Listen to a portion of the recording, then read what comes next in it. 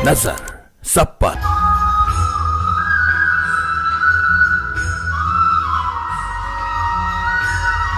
नमस्कार, मैं हूँ वैशाली मुदगल और आप देख रहे हैं 10 न्यूज। तो चलिए दिखाते हैं आपको देश दुनिया की जरूरी और ताज़ा खबरें।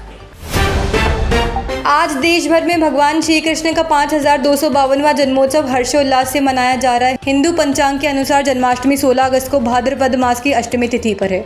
इस बार पूजा के लिए मात्र 44 मिनट का विशेष मुहूर्त रहेगा। मथुरा वृंदावन में श्रद्धालुओं का सैलाब उमड़ा है।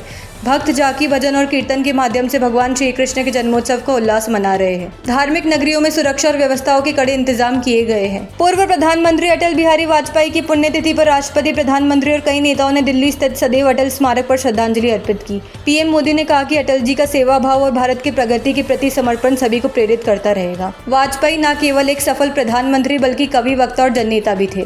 आज पूरे देश ने उन्हें श्रद्धा और भावनाओं से याद किया।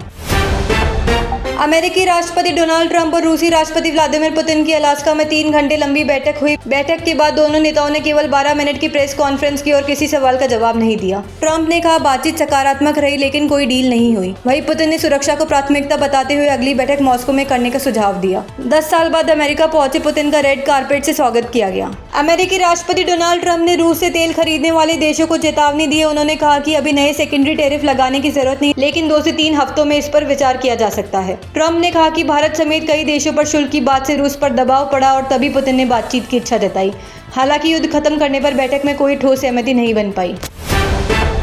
आरएसएस नेता राम माधव ने कहा कि भारत को कोई परमाणु धमकी नहीं डरा सकती। पाकिस्तान आर्मी चीफ आसिम मुनीर की धमकी का जवाब देते हुए उन्होंने कहा कि भारत आत्मनिर्भर है और अपने हित में फैसले लेता है। उन्होंने प्रधानमंत्री के स्वतंत्रता दिवस भाषण में आरएसएस का जिक्र होने पर खुशी जताई। साथ ही ट्रंप की 50% टैरिफ नीति को लेन देन वाली बताते हुए कांग्रेस की आलोचना की और भाजपा आरएसएस को एक वैचारिक परिवार कहा। कांग्रेस सांसद राहुल गांधी ने प्रधानमंत्री मोदी की पीएम विकसित भारत रोजगार योजना पर तंज कसा। उन्होंने इसे 1 लाख करोड़ का जुमला सीजन 2 कहा। राहुल ने कहा कि पिछले साल भी 1 लाख करोड़ से 1 करोड़ इंटर्नशिप का वादा किया गया था, लेकिन सरकार ने माना कि 10,000 से भी कम इंटर्नशिप दी गई। स्टाइपेंड इतना कम था कि 90% युवाओं ने मना कर दिया। उन्होंने मोदी सरकार की योजनाओं को छलावा बताया। केंद्रीय मंत्री अश्विनी वैष्णव ने कांग्रेस पर निशाना साधते हुए कहा कि 1964 में फेयरचाइल्ड के संस्थापक रॉबर्ट नाइस भारत आए थे, लेकिन कांग्रेस के लाइसेंस परमिट राज ने सेमीकंडक्टर प्लांट स्थापित करने की अनुमति नहीं दी। वैष्णव ने कहा कि कांग्रेस ने देश की तकनीकी प्रगति रोक दी। प्रधानमंत्री मोदी ने भी स्वतंत्रता दिवस पर कहा कि सेमीकंडक्टर के विचार की भ्रूण हत्या हुई और देश ने 50 से 60 साल गंवा दिए। सुप्रीम कोर्ट ने इंडियन मेडिकल एसोसिएशन की उस याचिका को खारिज कर दिया जिसमें योग और आयुर्वेद पर भ्रामक विज्ञापनों के आरोप लगाए गए थे। अदालत के फैसले के बाद बाबा रामदेव ने कहा कि योग और आयुर्वेद भारत की प्राचीन धरोहर है जिन्हें कुछ लोग बदनाम करना चाहते हैं। उन्होंने मेडिकल माफिया की बोलती बंद होने की बात कही। रामदेव ने कहा कि ऋषियों की विरासत को हमने ऊंचा रखा और न्यायालय ने भी इसे स्वीकार किया। जन्माष्टमी पर मथुरा और वृंदावन में श्रद्धालुओं का सैलाब उमड़ा। मुख्यमंत्री योगी आदित्यनाथ जन्म स्थान पहुंचे और देशवासियों को बधाई दी। उन्होंने कहा कि सरकार का लक्ष्य मथुरा, वृंदावन, बरसाना, गोकुल, बलदेव, गोवर्धन और राधाकुंड की पौराणिक मान्यता बहाल करना है। योगी ने कहा कि यह स्थान केवल धार्मिक ही नहीं बल्कि सांस्कृतिक धरोहर भी है और प्रदेश सरकार इन्हें वैश्विक पहचान दिलाने के लिए काम कर रही है। कर्नाटक की राजनीति में बदलाव की आहट तेज है। सूत्रों के मुताबिक deputy CM DK Shivakumar को नवंबर में मुख्यमंत्री बनाए जाने की संभावना है। उनका खेमा वोकल लेगा और पंचमसाली लियांगत समुदाय को एकजुट करने की कोशिश में जुटा है ताकि पूरे राज्य में समर्थन बढ़ाया जा सके। वहीं कांग्रेस अध्यक्ष मल्लिकार्जुन खड़गे के दामाद के सक्रिय होने से सियासी समीकरण और पेचीदा हो गया है। हिमाचल प्रदेश के सोलन में स्वतंत्रता दिवस कार्यक्रम के दौरान एक बुजुर्ग महिला स्वास्थ्य मंत्री धनी राम शांडिल पर भड़क गई। महिला अपनी समस्या लेकर पहुंची लेकिन मंत्री ने अनसुना कर दिया। इससे गुस्साई महिला ने जमकर नाराजगी जताई। स्थिति संभालने के लिए प्रशासन ने म्यूजिक सिस्टम की आवाज तेज कर दी ताकि महिला की आवाज दब सके। इस दौरान लोगों ने मंत्री की बेरुखी देखी। मामला चर्चा का विषय बना हुआ है। हिमाचल प्रदेश के चंबा में श्री कृष्ण जन्माष्टमी पर प्रसिद्ध मणिमहेश यात्रा का आगाज हुआ। हजारों श्रद्धालुओं ने 13 किलोमीटर की पैदल चढ़ाई कर 13,000 फीट ऊंची झील में डुबकी लगाई और कैलाश पर्वत के दर्शन किए। यात्रा 31 अगस्त तक चलेगी। प्रशासन ने अस्थायी आवास, मेडिकल कैंप और हेली टैक्सी की व्यवस्था की है। खराब मौसम और भूस्खलन को देखते हुए श्रद्धालुओं को सतर्क रहने की अपील की गई है।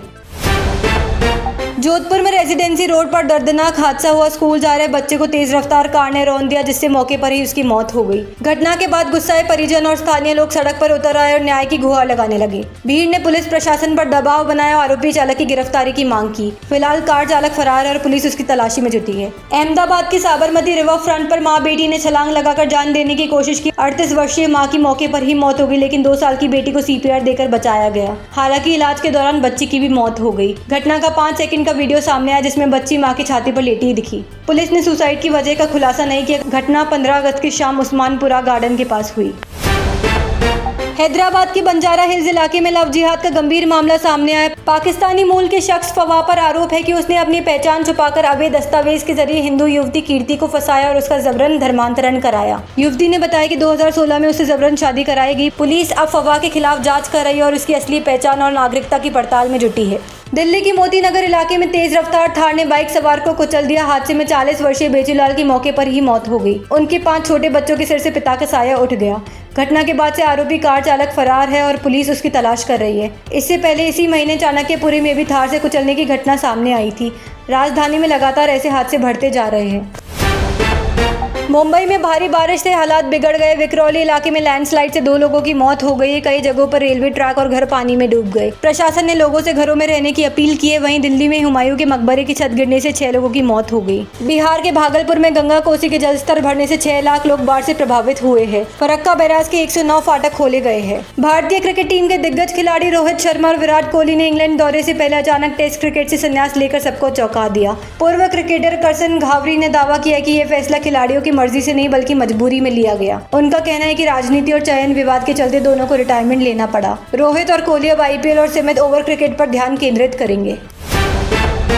लोकप्रिय वेब सीरीज मिर्जापुर अब बड़े पर्दे पर फिल्म के रूप में आने जा रही है। अली फजल, पंकज त्रिपाठी, दिव्येंदु के साथ अब रवि किशन और जितेंद्र कुमार भी कास्ट में शामिल हुए हैं। हाल ही में फिल्म का मुहूर्त हुआ जिसमें दोनों कलाकार मौजूद रहे। मेकर्स ने उनके किरदार गुप्त रखे लेकिन बताया जा रहा है कि वे दमदार भूमिकाओं में होंगे। मिर्जापुर द फिल्म का प्री प्रोडक्शन शुरू हो चुका है। ऑस्ट्रेलिया के मेलबर्न में आयोजित Indian film festival of Melbourne में भारतीय सिनेमा का जलवा देखने को मिला। अभिषेक बच्चन को बेस्ट एक्टर और नीरज घेवन को बेस्ट डायरेक्टर का अवार्ड दिया गया। आमिर खान और जयदीप अहलावत को भी सम्मान मिला। इस महोत्सव में भारतीय कलाकारों की मौजूदगी रही और दर्शकों ने भी उत्साह से शिरकत की। आयोजकों ने कहा कि यह भारतीय फिल्मों की वैश्विक लोकप्रियता का प्रतीक है।